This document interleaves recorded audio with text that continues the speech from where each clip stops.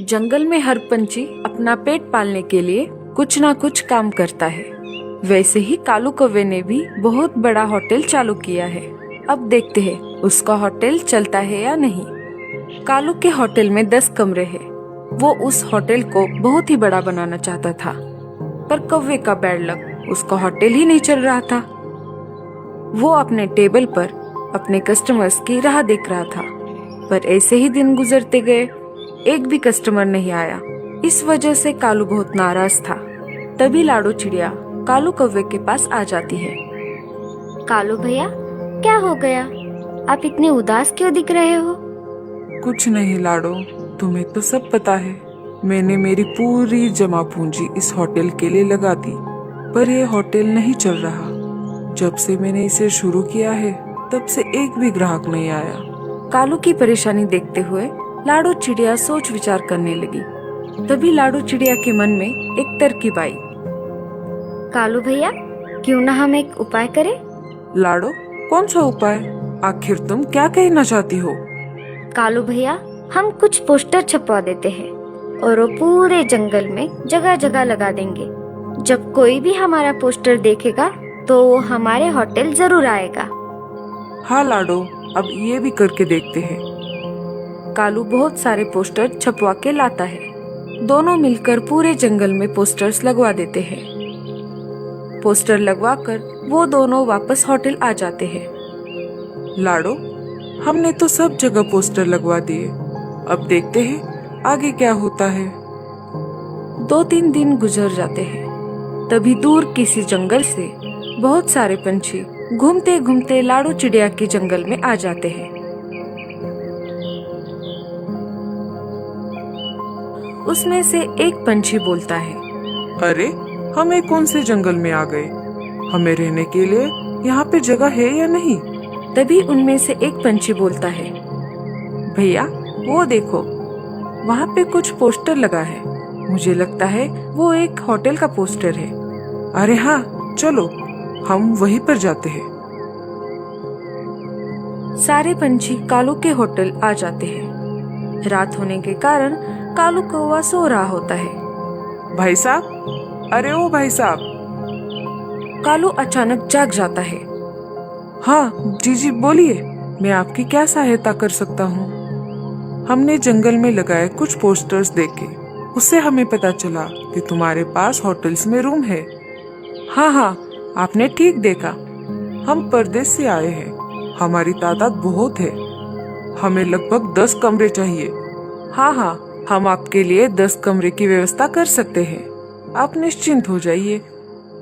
ठीक है, ये तो अच्छी बात है, पर हमें सुविधा बहुत अच्छी चाहिए।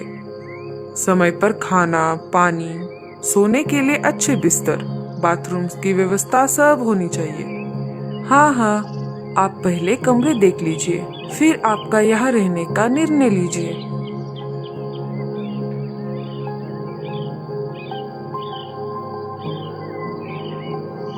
कालू कौवा एक पंछी को कमरा दिखाता है।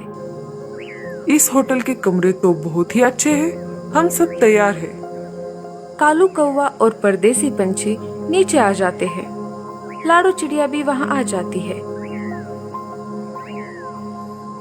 वो तो ठीक है, लेकिन यहाँ पे रूम सर्विस के लिए कोई दिखाई नहीं दे रहा। कालू कौवा चिंतित हो जाता है। लाडो, जरा इधर आओ। क्या हुआ कालू भैया? मैंने तो रूम सर्विस के लिए किसी को रखा ही नहीं। कालू भैया, आप टेंशन मत लीजिए, मैं हूँ ना आपके साथ। मैं कर लूंगी रूम सर्विस का काम। नहीं नहीं लाडो, पहले से ही तुमने मेरी इतनी सारी मदद की है, ऊपर से मैं तुम्हें इतना ज्यादा काम नहीं लगा सकता। कोई बात नहीं कालू भैया, आखिर तुमने मुझे बहन माना है और बहन का फर्ज है भाई की मदद करना। इधर सारे परदेसी पंछी कालू कौवे की राह देख रहे थे। फिर क्या विचार है आपका? हम रुके या यहाँ से जाए? कोई प्रॉब्लम है तो हमें बताइए। कालू कौवा कुछ नहीं बोलता। तभी लाडो ने कहा, नहीं नहीं, आप यहाँ पे ठहर सकते हैं बिना कोई परेशानी से। आपको समय पर सब सुविधा मिल जाएगी। ठीक है, पर तुम्हारे होटल का किराया कितना है वो हम अभी चुकता करेंगे, क्योंकि हमें सुबह सुबह जल्दी आगे बढ़ना होगा। एक कमरे का किराया 1 अनाज की बोनी। यहाँ पर तो हमारे जंगल से भी सब सस्ता है। ये लो 10 कमरे के 10 बोनी। ये लीजिए सर, कमरे की चाबियाँ। 1 नंबर से 10 तक कमरे हैं। सब पंछी अपने अपने कमरे की चाबियां लेकर कमरे की तरफ निकल पड़ते हैं। लाडो, हमने तो कमरे दे दिए, पर क्या हम ये जिम्मेदारी निभा पाएंगे? हाँ कालू भैया, आप चिंता मत कीजिए, मैं हूँ ना आपके साथ। मैं देखती हूँ जाकर किसी को कोई परेशानी तो नहीं।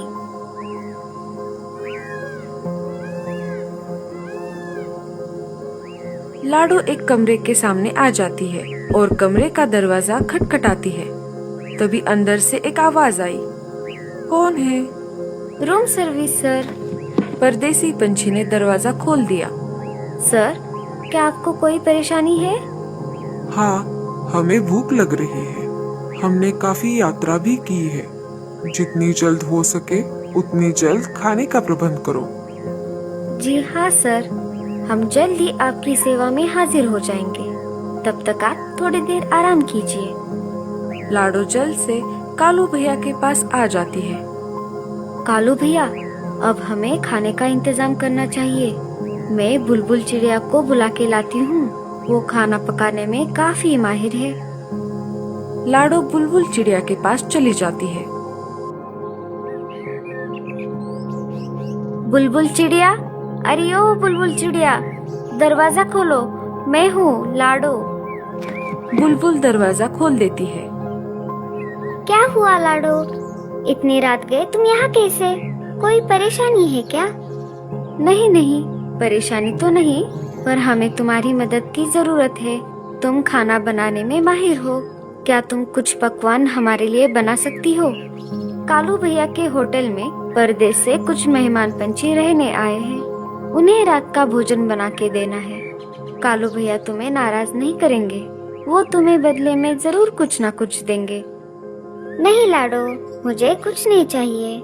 ये मेरा फर्ज है कि मैं जितना हो सके उतना पड़ोसियों की मदद करूं। चलो लाडो चिड़िया, मैं अभी चलती हूँ तुम्हारे साथ। दोनों कालू कौवे के पास आ जाती है। बुलबुल चिड़िया, इतनी रात होते हुए भी तुम हमारी मदद करने आई, तुम्हारा बहुत बहुत शुक्रिया। कालू भैया, ये एहसान बाद में चुकाना, पहले मुझे रसोई दिखाओ, वरना मेहमान नाराज हो जाएंगे। लाडो चिड़िया बुलबुल को रसोई दिखाती है। चलो, मैं भी खाना पकाने में मदद कर देती हूँ। दोनों मिलकर खाना पकाने लगते हैं। कालू कौवा उन दोनों का इंतजार कर रहा था। तभी एक परदेसी पंछी वहाँ पर आ जाता है। हमें बहुत भूख लगी है, क्या आप थोड़ा जल्दी नहीं कर सकते? हाँ सर, बस थोड़ी ही देर, भोजन बस तैयार है। तब तक आप हमारे जंगल के मीठे फलों का आनंद ले। चलो, मैं आपको ले चलता हूँ। कालू फलों की टोकरी पंछियों के सामने रख देता है। सब नए फल देखकर बहुत खुश हो जाते हैं। वाह भाई साहब, आपके यहाँ के फल तो दिखने में बहुत ही ज्यादा सुंदर है। हाँ सर, दिखने में भी और खाने में भी। आप जरा चक्कर तो देखिए। परदेसी पंछी सब मिलकर खाने लगते हैं। वाह, मजा ही आ गया इन्हें खाकर तो। जब हम परदेश वापस जाएंगे तो कुछ साथ हम इन्हें लेकर भी जाएंगे। हाँ हाँ जरूर, ये तो हमारे लिए बहुत ही खुशी की बात है। आप थोड़ा रुकिए, मैं अभी जाकर देखता हूँ खाना तैयार है या नहीं। कालू कौवा नीचे आ जाता है। लाडो और बुलबुल खाने को सजा रहे थे। कालू को ये सब देखकर बहुत ही ज्यादा खुशी हुई। कालू भैया, भोजन तैयार है, चलिए हम एक एक कमरे में जाकर भोजन देकर आते हैं। दोनों परोसा हुआ भोजन लेकर एक एक कमरे में गए और सबको भोजन दिया। सबने खूब मिलकर भोजन का आनंद लिया। लाडो, पता नहीं भोजन कैसा बना है, कोई कुछ नहीं बोल रहा। आप चिंता ना करो कालू भैया, सब ठीक है। क्या आपको पता नहीं, बुलबुल खाना बनाने में बहुत ही ज्यादा माहिर है। रात हो गई थी और सारे पंछी भी सो गए। लाडो और कालू रात भर जाग रहे थे। उन्हें परदेसी पंछियों का ख्याल जो रखना था।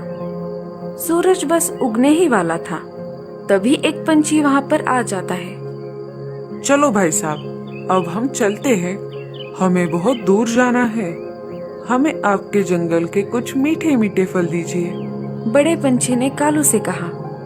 हाँ हाँ जरूर। कालू 2-3 टोकरियां फल उन्हें दे देता है। ये लो तुम्हारी बख्शीश।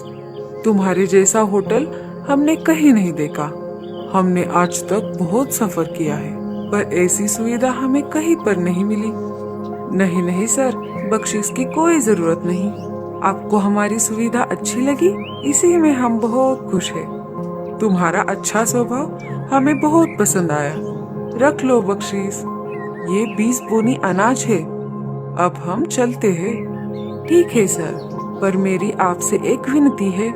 अगर आप अगले वर्ष हमारे जंगल आए तब हमारे होटल में ही रुकिएगा। हमारा होटल आपकी सेवा में हाजिर है।